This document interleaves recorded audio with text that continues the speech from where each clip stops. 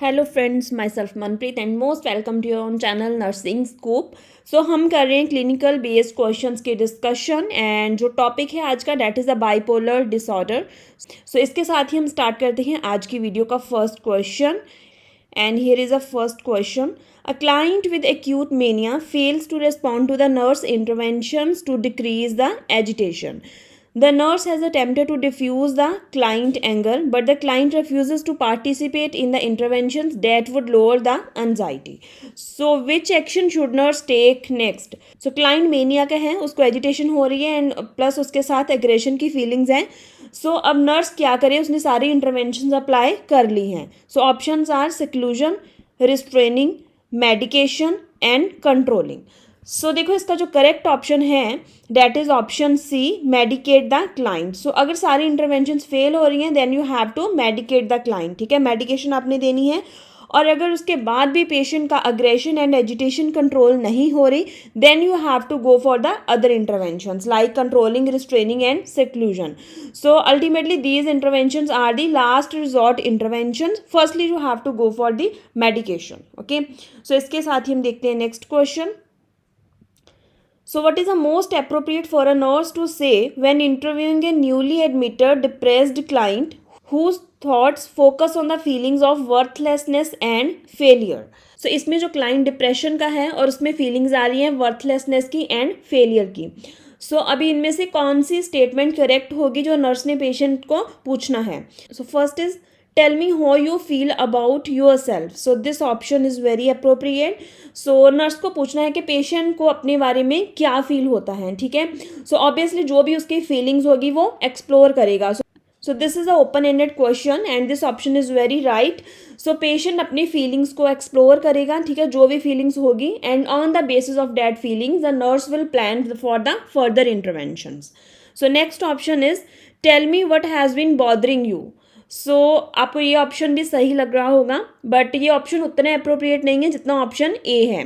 Because sometimes क्या होता है कि डिप्रेशन में अदर कॉजेज भी होते हैं. लाइक जैसे हमने पहले बात करी थी कि डिप्रेशन में बायोलॉजिकल कॉजेज है, जेनेटिक्स हैं, बायोकेमिकल कॉजेज हैं, देन न्यूरोएनाटॉमिकल चेंजेस हैं. सो हो सकता है कि पेशेंट को उतना कोई साइकोलॉजिकल स्ट्रेसर ना हो और पेशेंट फिर क्या बताएगा आपको, बिकॉज जो चेंजेस हो सकता है may be due to some biological reasons हो. सो फर्स्टली आप पेशेंट की फीलिंग्स को एक्सप्लोर करो, उसके बाद आप ये लास्ट में क्वेश्चन पूछ सकते हो कि what has been bothering to you. So next option is why do you feel so bad about yourself. So इसमें अगर पेशेंट को आप ऐसे वाला क्वेश्चन पूछोगे तो जो नेगेटिव फीलिंग्स होगी वो ज़्यादा रीएनफोर्स होगी. सो ये ऑप्शन उतना अप्रोप्रिएट नहीं है. So next option is what can we do to help you on the basis of the patient feelings and stressor you have to explore the various interventions.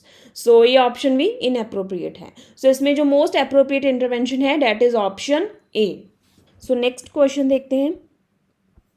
A client who attempted the suicide by slashing the wrist is transferred from emergency department to the mental health unit. So client ने suicide attempt करने की कोशिश करी है. So what are the important nursing interventions when client arrives on a unit? Select all that apply. So interventions देखो नीचे क्या हैं और जो भी ऑप्शन सही हैं वो आपने सारे सिलेक्ट करने हैं. So client आया है with slashing of wrist. So इसके साथ ही you have to focus on the physiological stability. So obtaining the vital sign is a very appropriate. ठीक है, because जो physiological stability है according to Maslow hierarchy needs that is the most important priority. So option A is very correct. So next option is assess the patient for suicidal thoughts. Yes, इसके लिए अपने patient को questions पूछने हैं और जो भी उसके माइंड में सुसाइड से रिलेटेड आइडियाज़ हैं वो अपने सारे एक्सप्लोर करने हैं. So next is institute the continuous monitoring. So जब भी आपको लगता है कि ऐसा पेशेंट है जिसको सुसाइडल आइडियाज़ एंड थॉट्स आ रहे हैं सो उस पेशेंट को आपने 24 आवर्स पे कंटिन्यूसली मॉनिटरिंग पे रखना होता है. सो आपको स्ट्रिक्ट ऑब्जर्वेशन रखनी है इन पेशेंट्स के ऊपर. So next option is initiate a therapeutic relationship. So this option is again very right. So the nurse try to maintain a therapeutic nurse patient relationship. उसके साथ क्या होगा, पेशेंट का नर्स पे ट्रस्ट बनेगा और वो अपनी फीलिंग्स को अच्छे से वेंटिलेट कर पाएगा. So next is inspect the bandages for bleeding. So this is also important for checking the physiological stability. So all the options are correct here. ठीक है, option A, B, C, D, E are right options. So इसके साथ ही हम देखते हैं next question.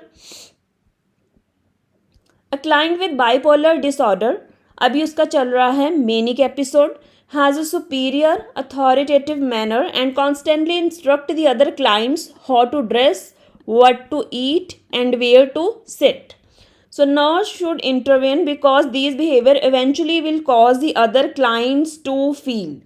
So देखो इसमें जो पेशेंट है that is of bipolar disorder and currently उसका मैनिक एपिसोड चल रहा है और वो दूसरों को इंस्ट्रक्ट कर रहा है कि कैसी उनकी ड्रेसिंग होनी चाहिए, कैसे क्या उनको खाना है, कैसे उन्होंने बैठना है, वो सारा इंस्ट्रक्ट कर रहा है दूसरे पेशेंट्स को. अभी दूसरे पेशेंट्स में फिर कौन सी फीलिंग आएगी? सो एंग्री होंगे, वो डिपेंडेंट होंगे, इनएडुकेट होंगे और एम्बिवेलेंट होंगे. सो देखो जो आपका नॉर्मल ह्यूमन साइकोलॉजिकल बिहेवियर होता है वो आप इस क्वेश्चन पे अप्लाई कर सकते हो. अगर कोई एक्स्ट्रा आपकी लाइफ में इंटरफेयर कर रहा है, आपको बता रहा है कि आपने ये खाना है, ऐसे करना है, वैसे करना है, तो आपको क्या होगा, नेचुरली गुस्सा आएगा. ठीक है, आप इरिटेट होंगे कि तुम इतना क्यों हमें इंस्ट्रक्ट कर रहे हो.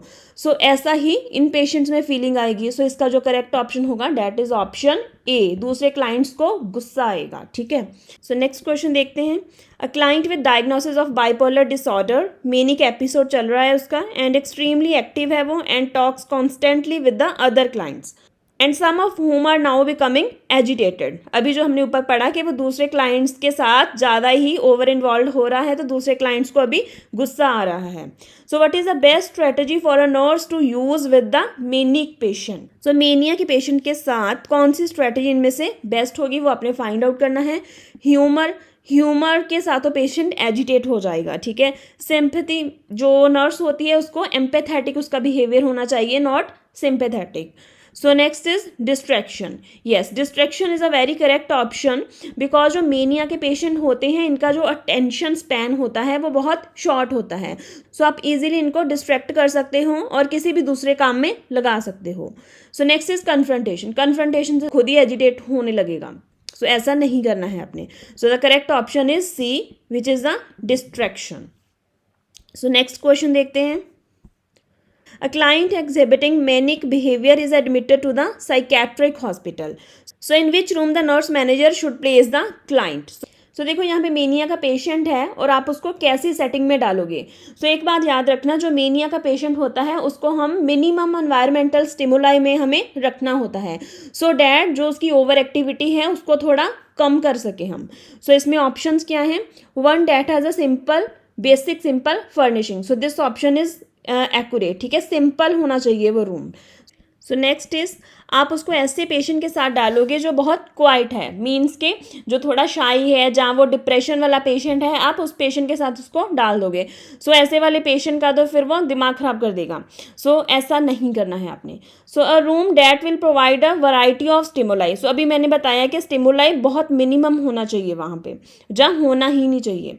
सो next is, a room with another client is exhibiting the similar behaviour, means कि आप उसको मेनिया वाले दूसरे पेशेंट के साथ डाल दो. So this statement is again not so much appropriate because अब अगर आप मेनिक वाले दो पेशेंट्स को इकट्ठे डाल दोगे तो दोनों के लिए प्रॉब्लम हो जाएगी. सो इसका जो करेक्ट ऑप्शन है that is option A, basic simple furnishing. So next question देखते हैं. Which activity is most appropriate for a nurse to introduce to a depressed client during the early part of hospitalization? So depression का patient है, कौन सी activity इनमें से best रहेगी? So first is board game, second is project involving drawing and C is small aerobic exercise group and option D is card game. So देखो जो depression का पेशेंट होगा आप उसको किसी भी ऐसी गेम में नहीं डालोगे जिसमें थोड़ा कॉम्पिटिटिव स्पिरिट हो, बिकॉज क्या होता है गेम्स में जा तो कोई हारेगा या जीतेगा. सो अगर पेशेंट की हार होती है, पेशेंट लूज करता है गेम में, तो उसमें जो नेगेटिव फीलिंग्स होगी वो और इंक्रीज हो जाएंगी. सो आप उसको इस गेम में भी नहीं डालोगे, इस गेम में भी नहीं डालोगे. बचा ऑप्शन बी एंड सी. और अभी पेशेंट को आप किसी एरोबिक एक्सरसाइज करने के लिए भी नहीं इंस्ट्रक्ट करोगे बिकॉज पेशेंट को फैटीग होगी. Fatigue is the basic symptom of the depression, ठीक है, जो होता ही होता है पेशेंट्स में। सो अगर आप एरोबिक एक्सरसाइज के लिए बोलोगे तो पेशेंट वो नहीं कर पाएगा। सो जो राइट ऑप्शन है that is a project involving drawing. So अगर आपने देखा होगा तो हम वार्ड्स में जो डिप्रेशन वाले पेशेंट होते हैं उनको हम वाइट पेपर देते हैं और पेन पेंसिल्स दे देते हैं कि आप कुछ ड्रॉ करो जो अभी आपके माइंड में आ रहा है। सो उससे क्या होगा, जो उसकी जो इनर अनकॉन्शियस फीलिंग्स होती हैं, जो थॉट्स होती हैं, वो पेशेंट एक्सप्रेस कर सकता है पेपर के ऊपर। So this is a kind of the psychotherapy. So option B is a very right option here. So देखते हैं next question. What treatment should nurse anticipate will be ordered for a client with severe, persistent, intractable depression and suicidal ideas? So depression बहुत ज़्यादा severe है and persistent भी है and suicidal ideas भी आ रहे हैं पेशेंट को। So which is the correct option? ECT, short term psychoanalysis, non directive psychotherapy and high doses of anxiolytics. Anxiolytics means anti anxiety drugs. So इतने severe depression वाले patient में anti anxiety drugs even high doses में भी काम नहीं करेंगे। So next is non directive psychotherapy. So देखो यहाँ पे पेशेंट जो डिप्रेशन का है एंड उसको सुसाइडल आइडियाज़ भी आ रहे हैं। सो यहाँ पे पेशेंट को चाहिए एक डायरेक्शन, ठीक है। डायरेक्शन मीन्स के पेशेंट को आपने बताना है कुछ न्यू कोपिंग स्किल्स, कुछ स्पोर्टिव थेरेपी के बारे में बताना है, ऐसे ऐसे करके। सो पेशेंट को एक डायरेक्शन चाहिए। सो नॉन डायरेक्टिव साइकोथेरेपी काम नहीं करेगी। सो next is short term psycho analysis. Psycho analysis आपको पता होगा, it's a kind of psychotherapy जिसमें आप पेशेंट की जो हिडन फीलिंग्स होती हैं, थॉट्स होते हैं, उनको आप बाहर निकालते हो। सो जो शॉर्ट टर्म साइको एनालिसिस होगा इसमें mostly negative feelings, negative thoughts बाहर आएंगी जो अगेन पेशेंट को इरिटेट करेंगी।